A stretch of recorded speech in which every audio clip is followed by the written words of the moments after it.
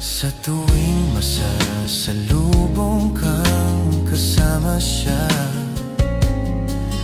masaya kayo sa piling ng isa't isa.